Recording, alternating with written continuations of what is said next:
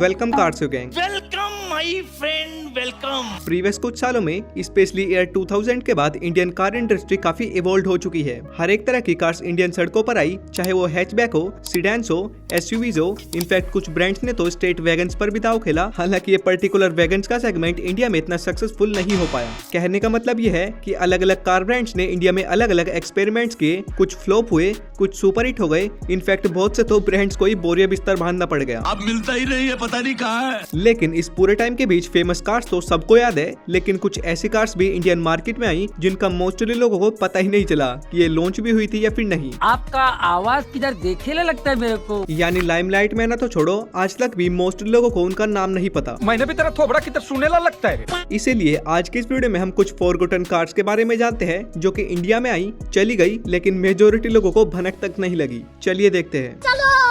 तो लिस्ट की सबसे पहली कार है Hyundai Terracan। आज के टाइम भले ही Hyundai की गाड़ियां हॉटकेक्स की तरह बिक रही, लेकिन एक टाइम था जब Hyundai को अपनी इस गाड़ी को बेचना गले का फंदा बन गया था। 2003 में Hyundai अपनी एक एसयूवी को इंडिया में लॉन्च करते हैं। नाम था Terracan, जो कि एक थोड़ी ऑफ रोड फोकस्ड एसयूवी थी, जिसमें इंस्टॉल था एक 2.9 लीटर का CRDI टर्बो डीजल इंजन, जो प्रोड्यूस करता था 148 bhp की पावर और 333 Nm का टॉर्क, जो कि 2003 के टाइम के हिसाब से बहुत खतरनाक था। उसके साथ इसमें 4 व्हील ड्राइव का ऑप्शन, हाई ग्राउंड क्लियरेंस और एडवांस सस्पेंशन इसको ऑफरोडिंग के लिए काफी केपेबल बनाते थे। हालांकि इसी की वजह से इसकी माइलेज भी काफी कम थी डीजल में भी, सिटी में अराउंड 7 के आसपास और हाईवे पर अराउंड 11-12 तक, जबकि उस टाइम पर लोगों को माइलेज सबसे ज्यादा प्यारी थी, बाकी चीजें बाद में। लेकिन सबसे बड़ा इशू इस गाड़ी के लिए बना इसका प्राइस। 2003 में Hyundai ने इसका प्राइस 19 लाख से लेकर 25 लाख रुपए तक का रखा टॉप मॉडल के लिए। पता नहीं भाई क्या फूका था। 2009 में फॉर्च्यूनर जब लॉन्च हुई थी तो उसका प्राइस भी 18.5 लाख से स्टार्ट होता था, और इसका देख लो 2003 में ही।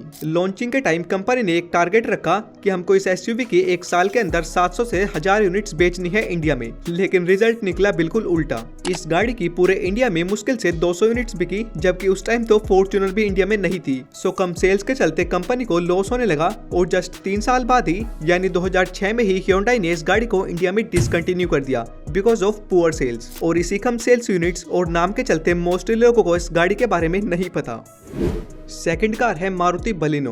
अब आप बोलोगे कि भाई ये कहां से फॉरगॉटन कार है, इसको तो बच्चा बच्चा जानता है। तो भाई मैं आज की इस हैचबैक बलिनो की बात नहीं कर रहा, मैं बात कर रहा हूँ बलिनो एल्टूरा की, जो कि एक 5 डोर स्टेशन वैगन हुआ करती थी। 1999 में लॉन्च हुई ये गाड़ी एक अटेम्प्ट था मारुति की तरफ से इंडिया में स्टेशन वैगन बॉडी स्टाइल को पॉपुलराइज करने के लिए, जो कि वैगन यूटिलिटी के साथ सीडान का कंफर्ट देती थी, बिकॉज ये गाड़ी इनकी सीडान वाली बलिनो पर ही बेस्ड थी, जो कि पहले आया करती थी। और अगर आपको इस ओल्ड बलिनो सीडान के बारे में नहीं पता तो भाई क्या कर रहे हैं यार तू? तो मजाक है क्या? इस गाड़ी में इंस्टॉल था एक 1.6 लीटर का 4 सिलेंडर पेट्रोल इंजन, जो 95 bhp और 130 Nm का टॉर्क प्रोड्यूस करता था, एंड 5 स्पीड के मैनुअल गियरबॉक्स के साथ ये गाड़ी आया करती थी, जो प्रथा इनकी आज भी चल रही है। मतलब आज भी मारुति की ऑलमोस्ट हर गाड़ी में 5 स्पीड का गियरबॉक्स ही मिलता है। एनीवेज, लॉन्च के टाइम इस गाड़ी का प्राइस 7 से 7.5 लाख रुपए के आसपास रखा गया था, लेकिन प्राइस इस गाड़ी का फेलियर का रीजन नहीं था। रीजन था इसका स्टेशन वैगन बॉडी स्टाइल, जिसको इंडियंस ने कभी एक्सेप्ट ही नहीं किया, बावजूद कि ट्रस्टेड ब्रांड मारुति का प्रोडक्ट था। लेकिन अपने बॉडी शेप के चलते इस गाड़ी की 7 से 8 सालों में सिर्फ मुश्किल से 1000 यूनिट्स बिक पाई, जो कि एक फेलियर प्रोडक्ट की कैटेगरी में आता है। एंड बस इसीलिए 2007 में कंपनी ने इसको ऑफिशियली बाय बाय कह दिया इंडिया से।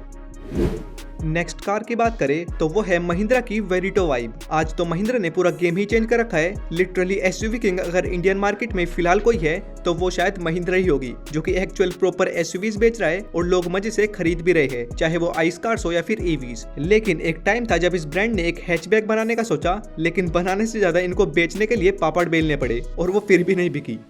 2013 में महिंद्रा ने अपनी वेरिटो वाइब लॉन्च की, जो कि वेरिटो सीडान पर ही बेस्ड एक सब 4 मीटर हैचबैक थी। इस गाड़ी में इंस्टॉल था एक 1.5 लीटर का DCI डीजल इंजन, जो कि रेनो से सोर्स किया गया था, जो अराउंड 64 bhp और 160 Nm का टॉर्क निकाल कर देता था, जो माइलेज में भी अच्छा था, और इस गाड़ी के सस्पेंशन कंफर्ट वगैरह भी मस्त थे। लेकिन स्टिल इस गाड़ी की बहुत बुरी सेल्स हुई। पूरे साल में मुश्किल से इस गाड़ी की 600 यूनिट सोल्ड हुई, यानी महीने की मुश्किल से 50 यूनिट्स। और इसका सबसे बड़ा रीजन था इसकी बोरिंग लुक्स और आउटडेटेड इंटीरियर। आप एक बार खुद ही 2013 वाली मारुति स्विफ्ट को देखो और फिर इसको देखो।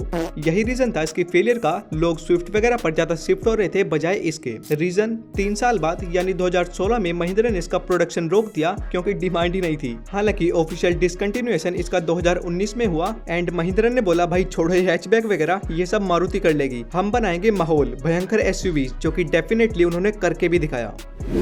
लिस्ट की अगली कार है आइकॉन, एटलीस्ट नाम से तो। मैं बात कर रहा हूँ फोर्ड आइकॉन के बारे में। 1999 में पहली बार फोर्ड अपनी आइकॉन को लॉन्च करते हैं, जो कि एक 4 डोर सीडान वर्जन था इनकी ग्लोबली पॉपुलर फोर्ड फाइस्टा कार का। ये गाड़ी फोर्ड ने स्पेशली इंडिया के लिए डिजाइन की थी, जो कि इनके चेन्नई वाले प्लांट में ही मैन्युफैक्चर होती थी। इस गाड़ी को लोग जोस मशीन भी बुलाते थे बिकॉज इसका इंजन काफी पेपी था, स्पेशली इसका 1.6 लीटर वाला पेट्रोल इंजन, जो कि काफी अच्छी पावर डिलीवरी इस गाड़ी को देता था। उसके अलावा superior driving, premium features, comfort, मतलब हर चीज इस गाड़ी में थी एंड इसी वजह से इनिशियली इसकी सेल्स काफी अच्छी खासी हुई, लेकिन धीरे धीरे 1-2 साल बाद इसकी सेल्स डाउन जाने लगी। क्यों? क्या हुई? जिसके पीछे मेन 2 कारण थे। पहला इसका आउटडेटेड प्लेटफॉर्म, जो कि न्यूअर मॉडल्स की कार से कम्पीट नहीं कर पा रहा था in terms of modern technology और डिजाइन। और दूसरा और सबसे मेन रीजन था एमिशन नॉर्म्स। ये गाड़ी उन स्टैंडर्ड एमिशन नॉर्म्स को फुलफिल नहीं कर पा रही थी जो कि सभी कार मेकर्स के लिए मैंडेटरी थे एंड इसी वजह से फोर्ड ने गाड़ी पहले मेट्रो सिटीज में बेचना बंद की और फिर ऑल ओवर इंडिया में अराउंड 2011 में। अगली गाड़ी कार एंथुसियास्ट को काफी पसंद थी अपनी ड्राइविंग फील और हैंडलिंग के लिए। नाम था मित्सुबिशी सीडिया।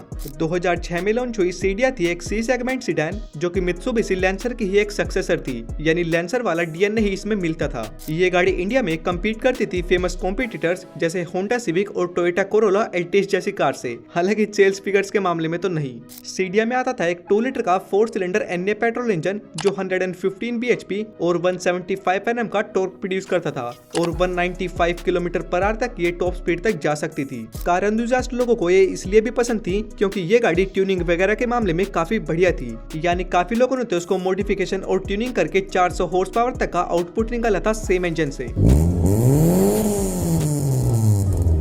मतलब ओवरऑल गाड़ी काफी मस्त थी, लेकिन स्टिल सेल्स वगैरह इसकी कुछ खास नहीं हो पाई बाकी राइवल्स के मुकाबले एंड उसके पीछे काफी सारे रीजंस हैं। जैसे इसके बड़े पेट्रोल इंजन के साथ ही गाड़ी माइलेज बहुत कम देती थी, जो कि उस टाइम पर लोगों को सबसे ज्यादा चाहिए था। दूसरा, मित्सुबिशी का फोकस एसयूवीज पर ज्यादा शिफ्ट हो गया था, यानी पेजेरो वगैरह पर, सो उन्होंने इसको टाइम टू टाइम अपडेट नहीं किया एंड ऑल्सो इसके स्ट्रॉन्ग राइवल्स जैसे होंडा सिविक और टोयोटा कोरोला ओल्टिस जैसी गाड़ियां जहां पर हो तो दूसरे ब्रांड्स ऑटोमेटिकली वहां पर फीके पड़ ही जाते हैं एंड इन्हीं सब चीजों के चलते पुअर सेल्स रिजल्ट 2013 में गाड़ी ऑफिशियली डिसकंटिन्यू हो गई।